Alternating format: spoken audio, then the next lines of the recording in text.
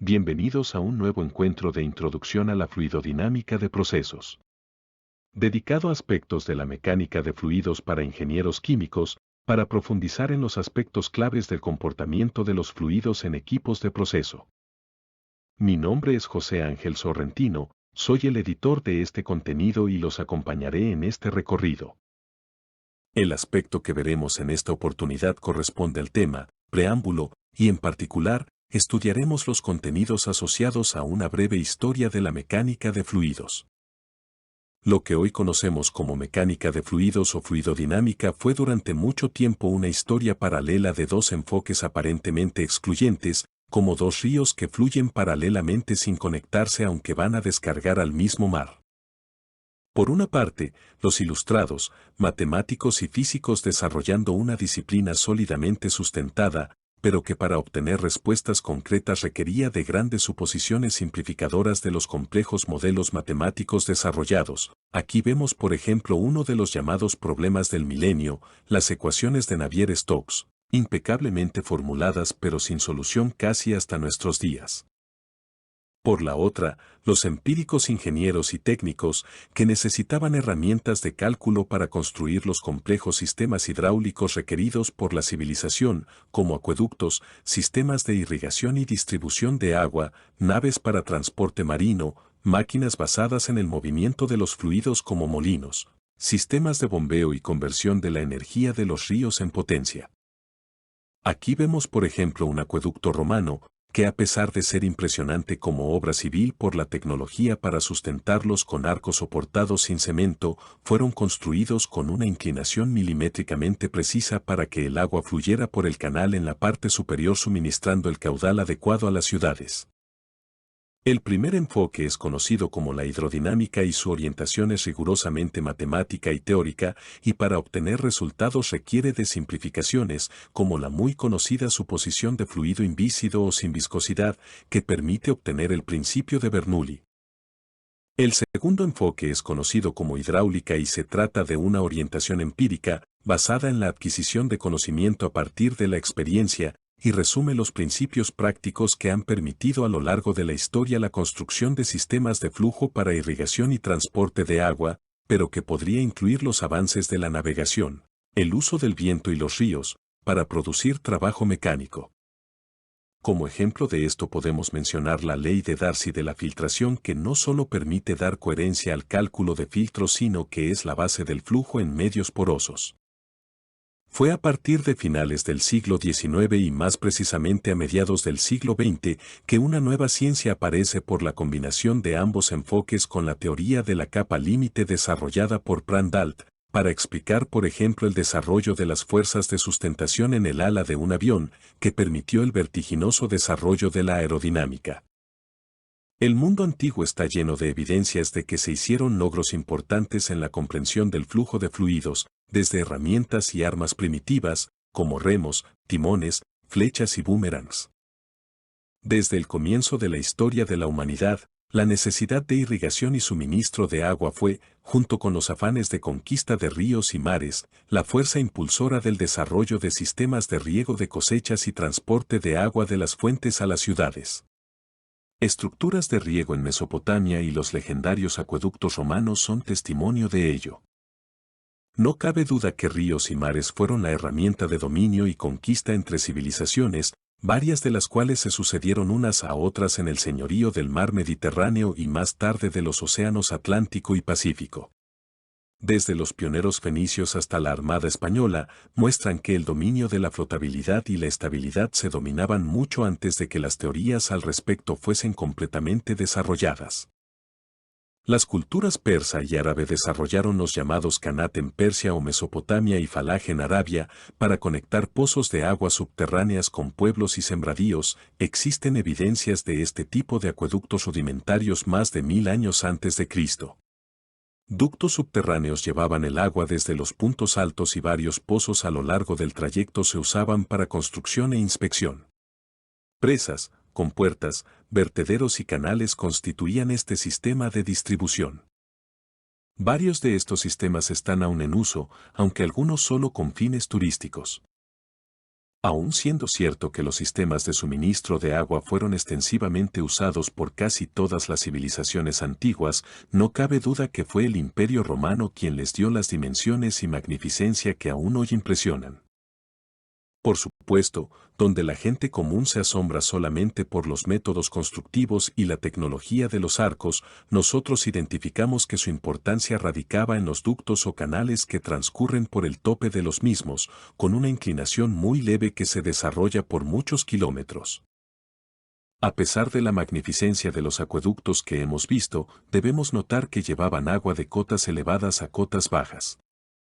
La necesidad de elevar agua fue seguramente enfrentada por las civilizaciones antiguas, basta con pensar por ejemplo en los jardines colgantes de Babilonia, que si realmente existieron debieron contar con algún mecanismo para hacerlo.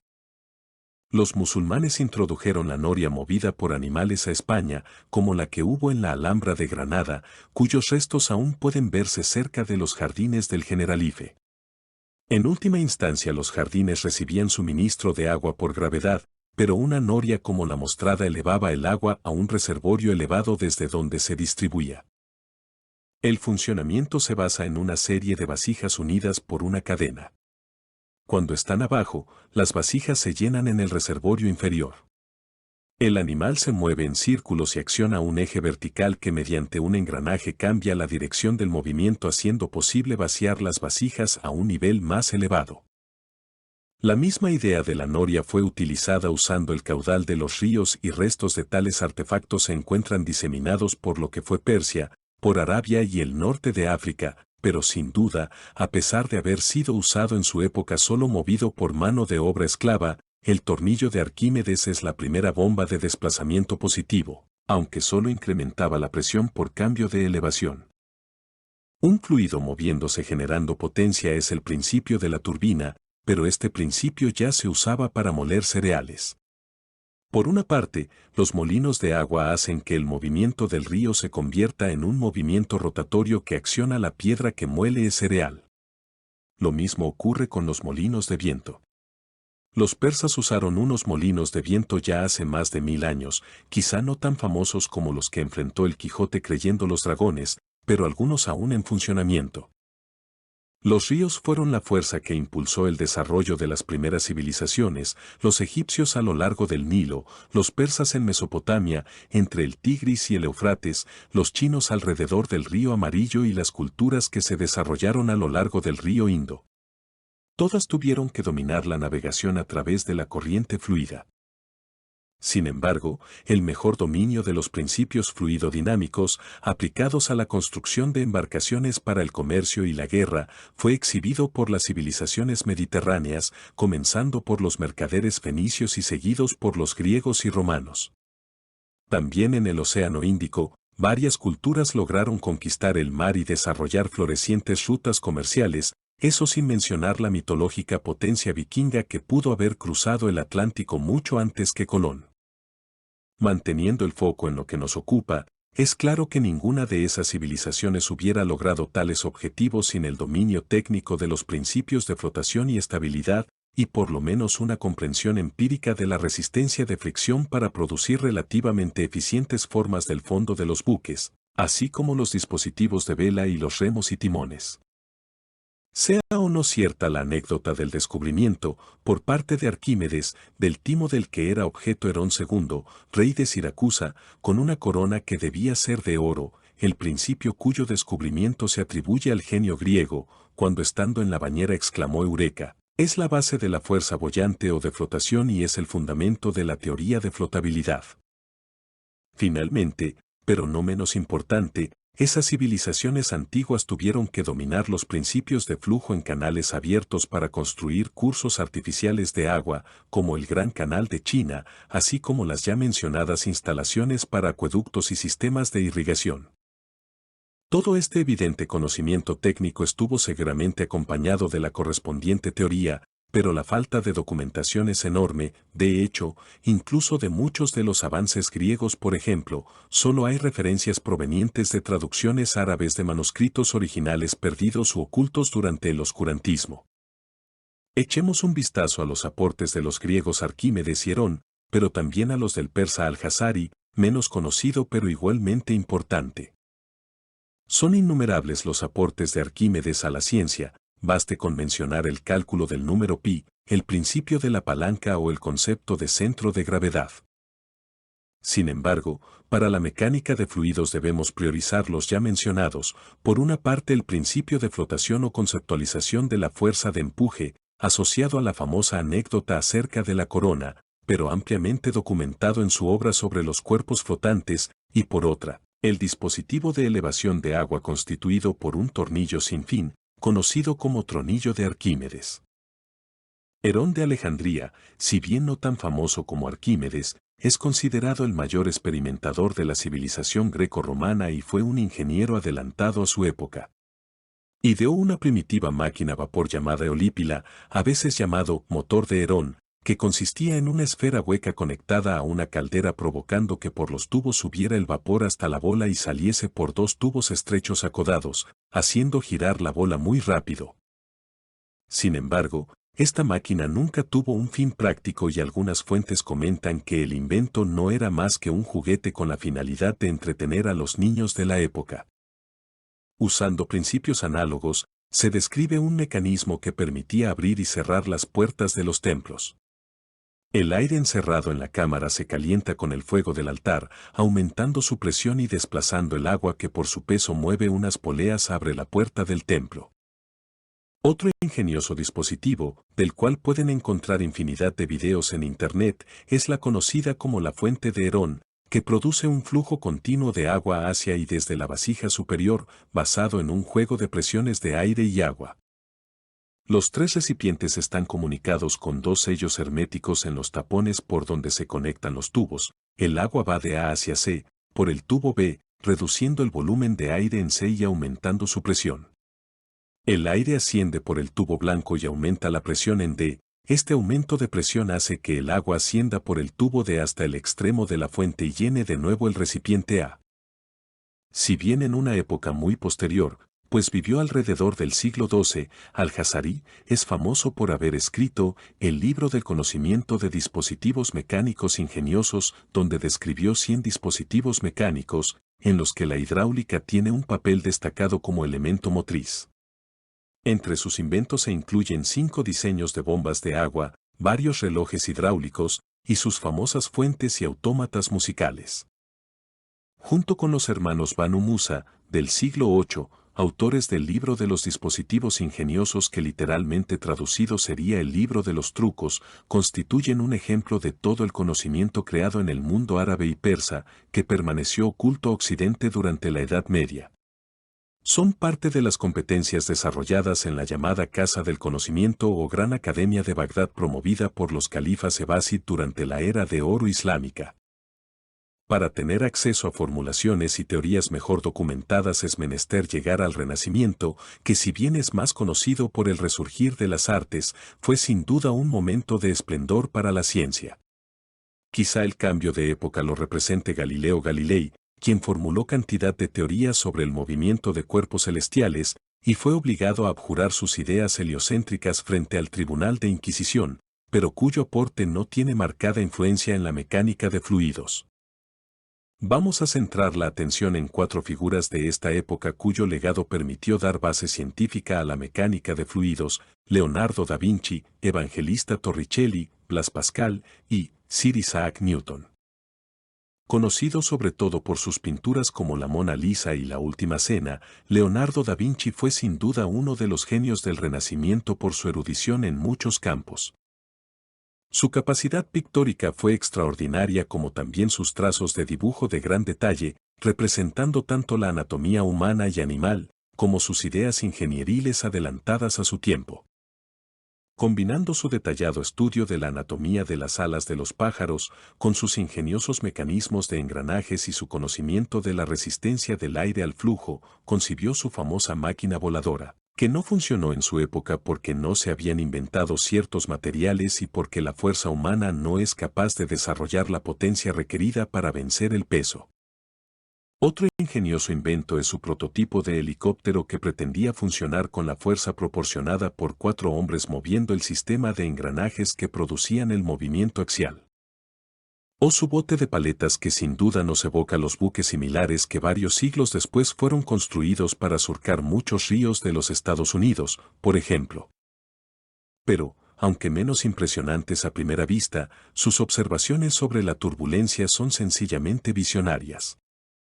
Leonardo observó el flujo de un chorro de agua saliendo de un agujero cuadrado sobre un estanque y escribió: el agua tiene movimientos en remolinos, parte de ellos debidos a la corriente principal y otros debidos a un movimiento aleatorio y reverso, adelantándose casi 400 años a las observaciones y análisis de Osborne Reynolds.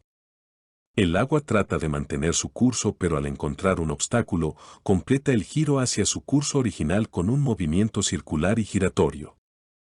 Uno de los más conocidos aportes de Evangelista Torricelli es la medición de la presión atmosférica. Llenó un tubo delgado, cerrado por uno de los extremos, con mercurio y lo invirtió sobre un recipiente lleno de mercurio. El mercurio dentro del tubo bajó hasta quedar estático a 760 milímetros por encima del nivel del recipiente.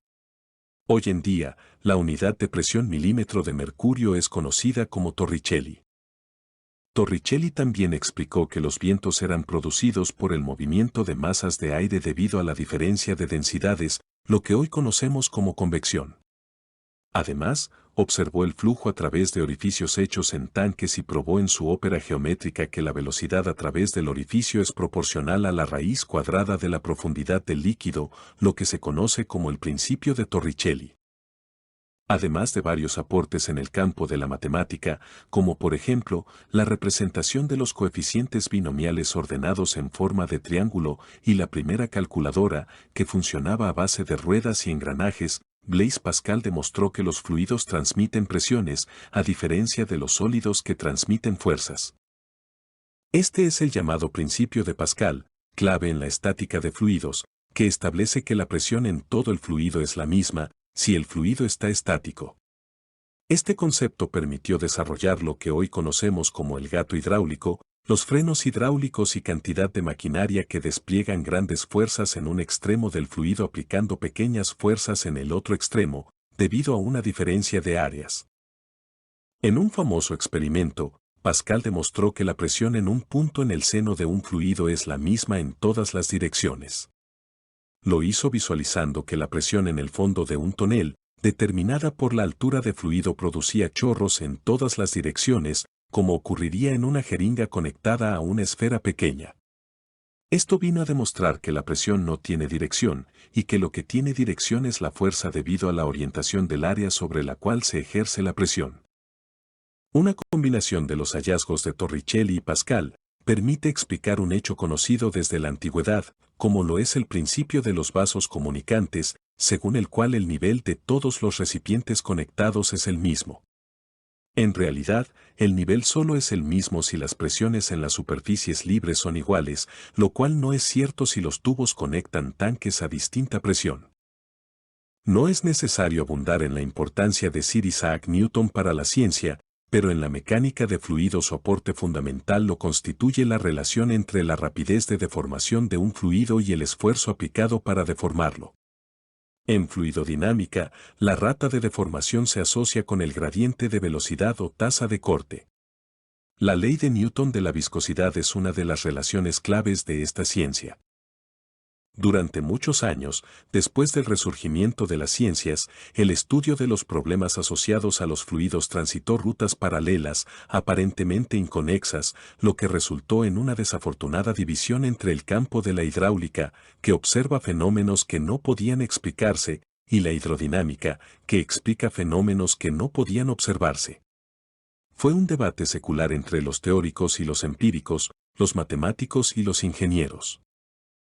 Daniel Bernoulli fue uno de los primeros matemáticos que realizó estudios de hidrodinámica, siendo precisamente él quien dio nombre a esta rama de la física con su obra de 1738, Hidrodinámica, donde publicó lo que más tarde sería conocido como el principio de Bernoulli, que describe el comportamiento de un fluido al moverse a lo largo de un tubo de corriente, comparando la cantidad de movimiento a la entrada y a la salida del tubo, suponiendo un fluido sin fricción.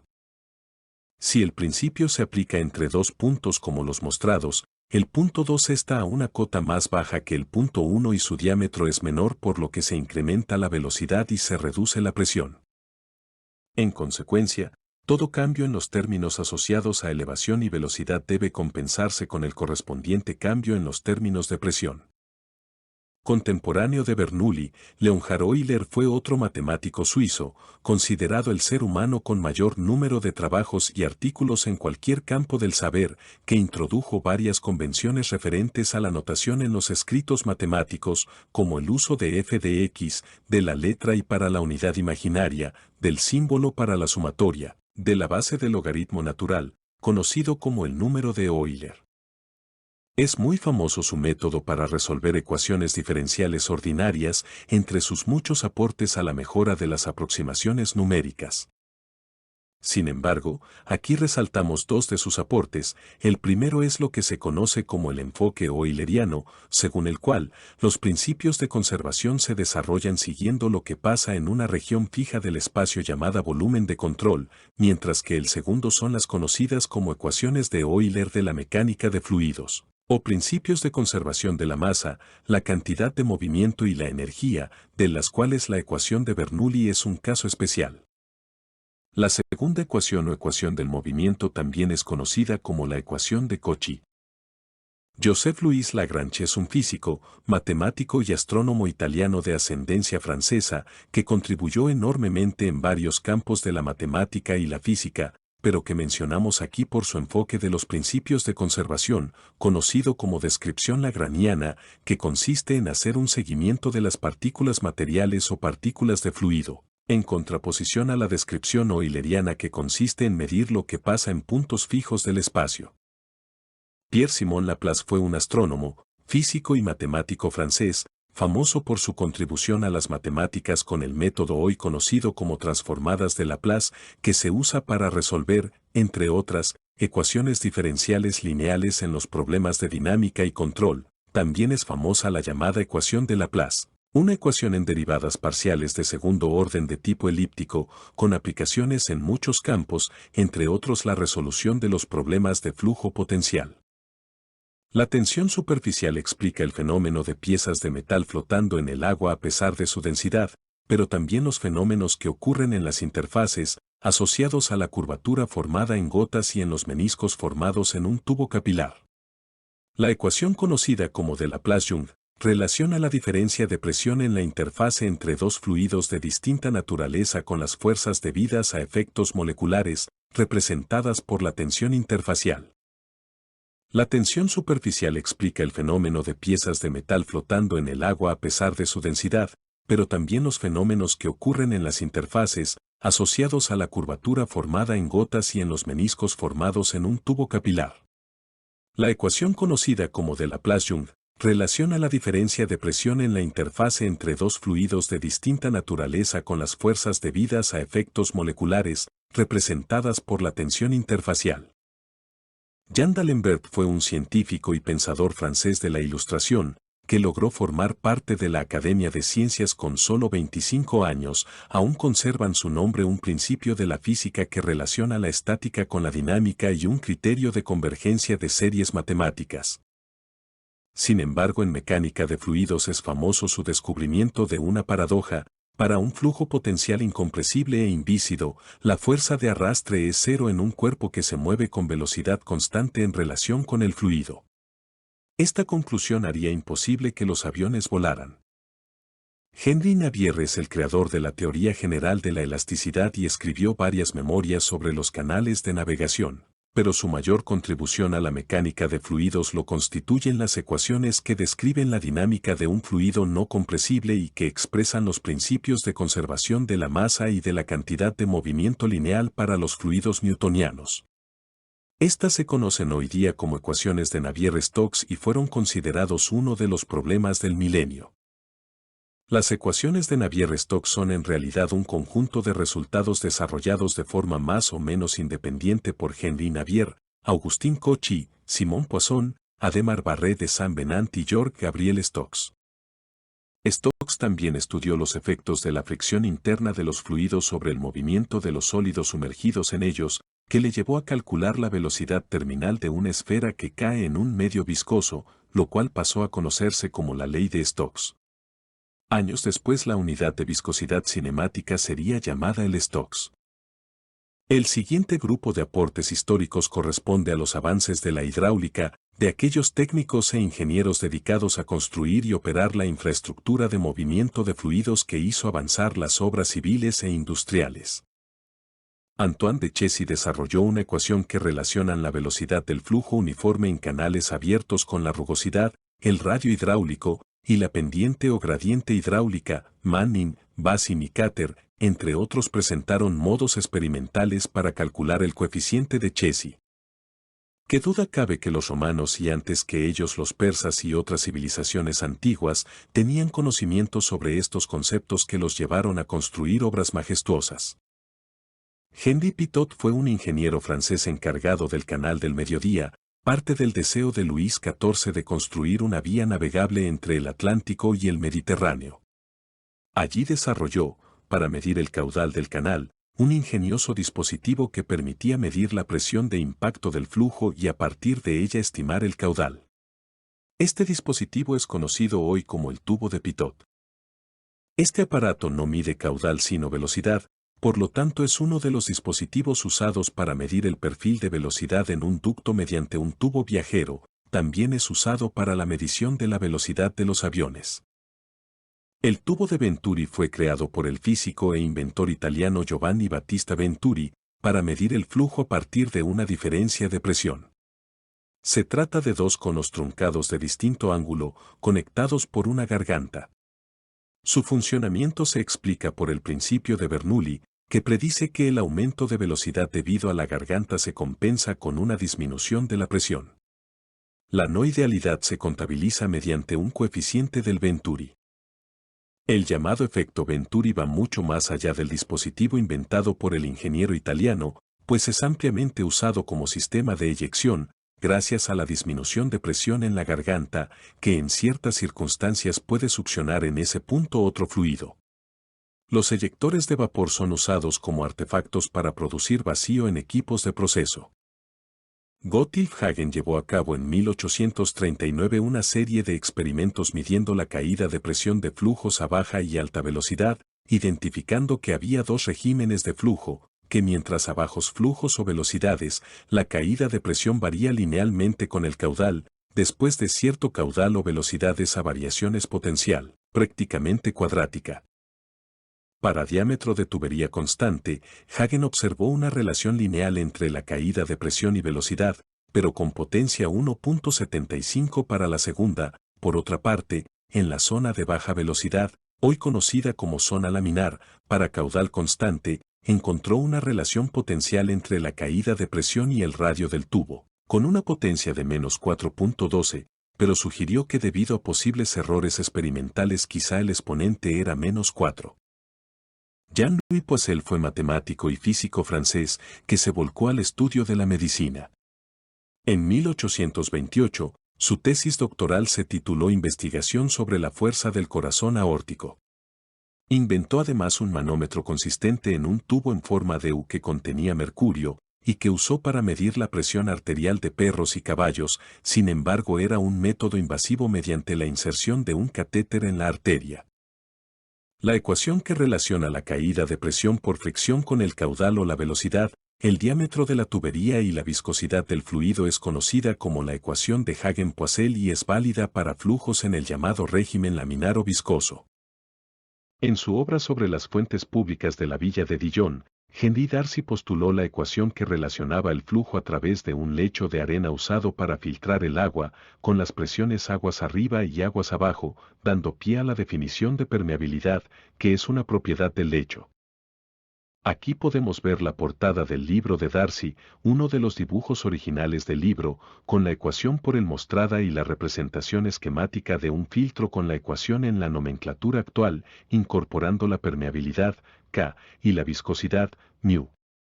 Una de las unidades de permeabilidad ha sido nombrada Darcy en su honor. Esta ecuación se considera el nacimiento del modelaje del flujo en medios porosos. Otro aporte fundamental de Darcy es su estudio sobre el factor de fricción en tuberías, que permite estimar la caída de presión friccional en una tubería recta de diámetro constante como el producto de este factor, hoy conocido como factor de fricción de Darcy con la razón L sobre D y la presión inercial. La ecuación es conocida como la ecuación de Darcy-Weisbach. El diagrama de Moody permite su cálculo. La desacreditación mutua entre ingenieros y matemáticos resultó en una desafortunada división entre la hidráulica, que observa fenómenos que no podían explicarse, y la hidrodinámica que explica fenómenos que no podían observarse, en palabras del premio Nobel Cyril Hinchelwood. A finales del siglo XIX, un grupo de pioneros comenzó a dar un nuevo rostro al estudio de estas disciplinas, dibujando el nacimiento de una nueva ciencia, como confluencia de la hidráulica y la hidrodinámica.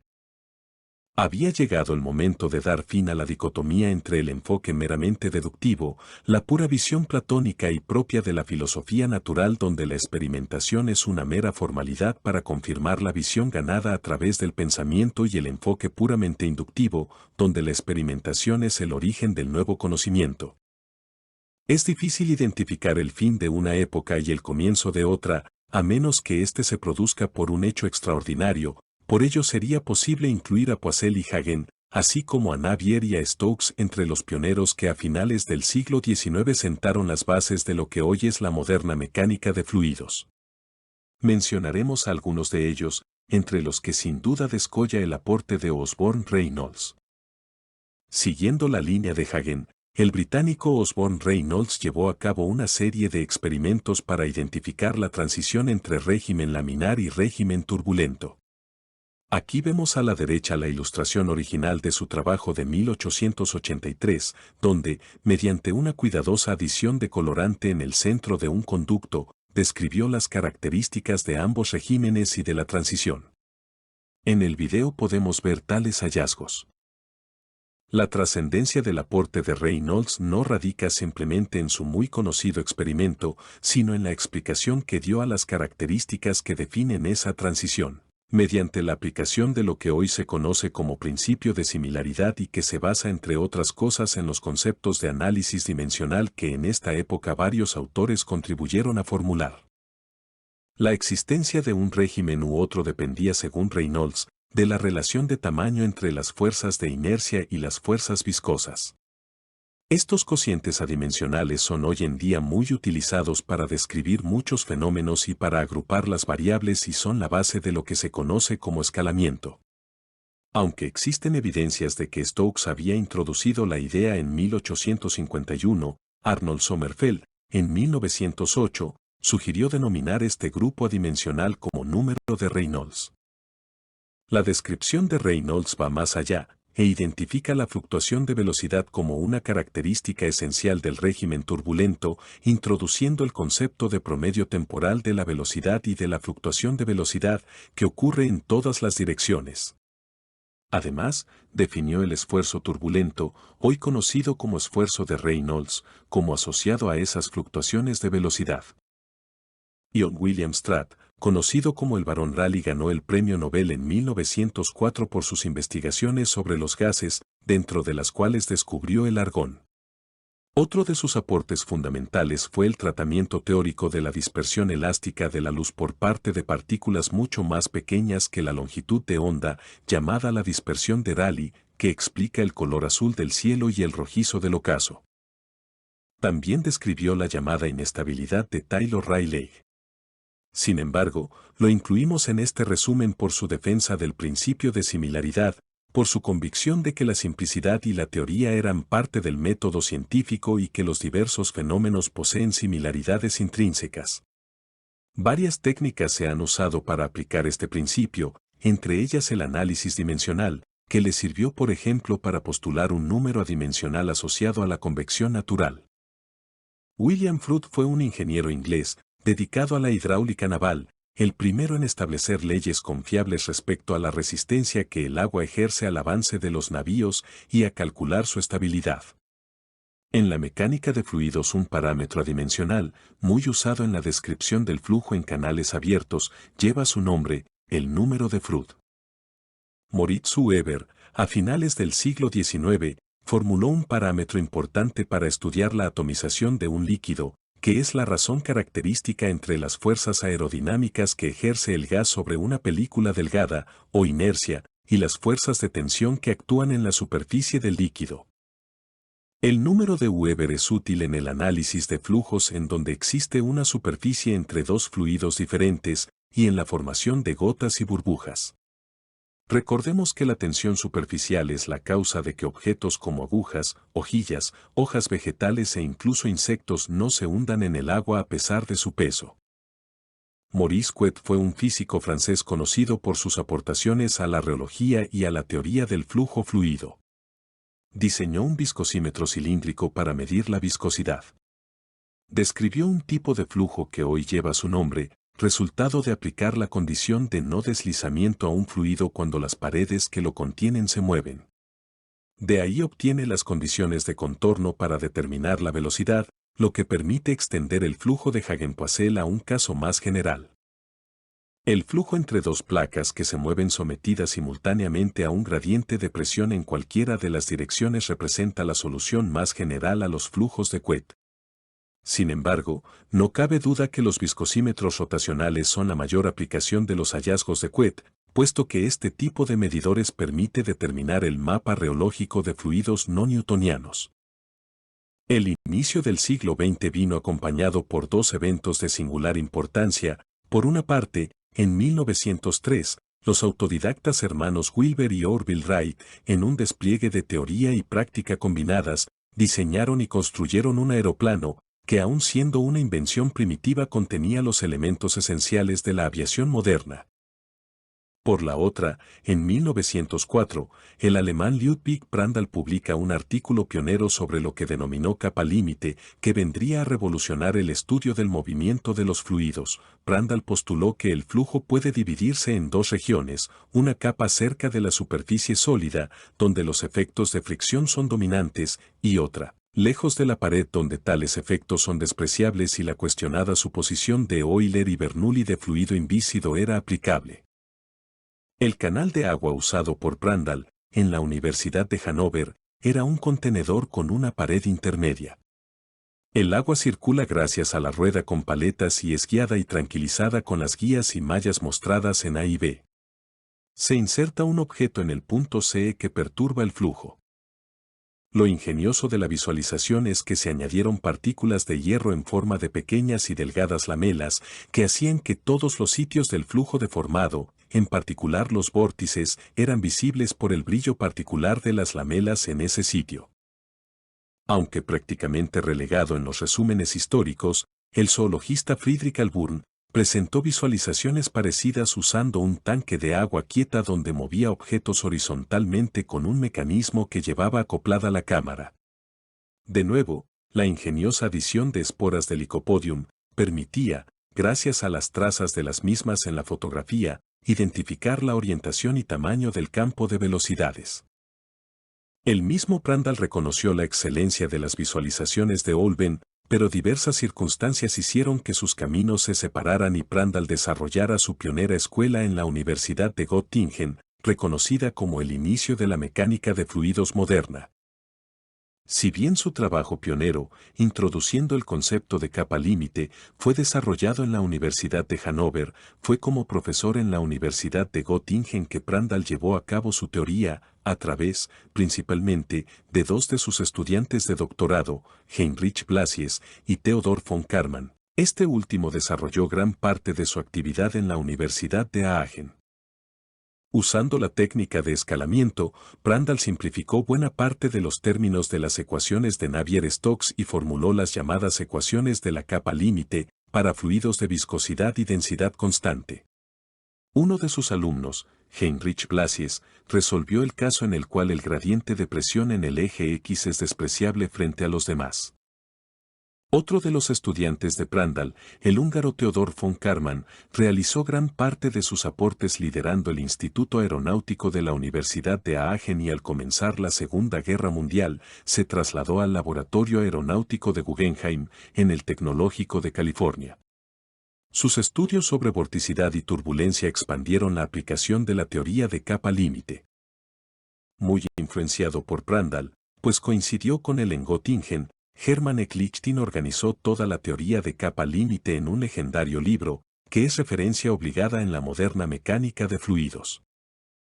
Si bien el aporte de Raymond Beard, a mediados del siglo XX, desde la Universidad de Wisconsin, no suele mencionarse en la cronología de la mecánica de fluidos, desde el punto de vista de ingeniería química, la aparición del concepto de los fenómenos de transporte, como unificación de las teorías del transporte de cantidad de movimiento, de calor y de masa, es un hito importante.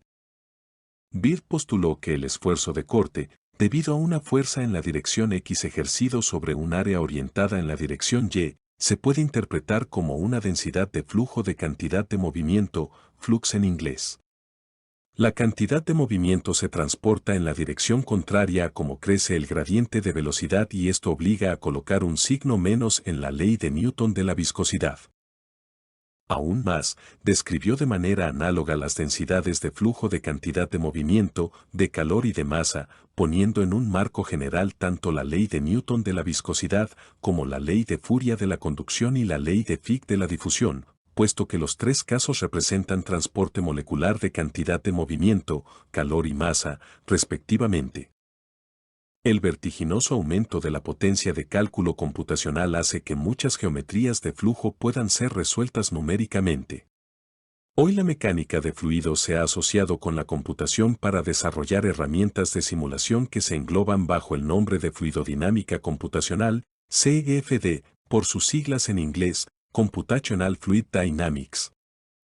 La mecánica de fluidos actual es producto de los avances de la humanidad durante siglos de uso de los fluidos y la confluencia de lo que por muchos años fueron la hidrodinámica y la hidráulica, pero que, a partir de la identificación de la capa límite, se fundieron en una nueva ciencia, que hoy se encuentra apoyada en la simulación. Muchas gracias por haberte conectado a esta herramienta de conocimiento. Esperamos coincidir pronto en otro segmento de Introducción a la Fluidodinámica de Procesos. Para cualquier consulta personalizada no dudes en contactarme por los canales disponibles. Gracias por conectarte. No olvides suscribirte al canal de YouTube. Y si te ha gustado, te agradecería que lo manifestaras indicando que te gusta. Espero que pronto volvamos a conectarnos.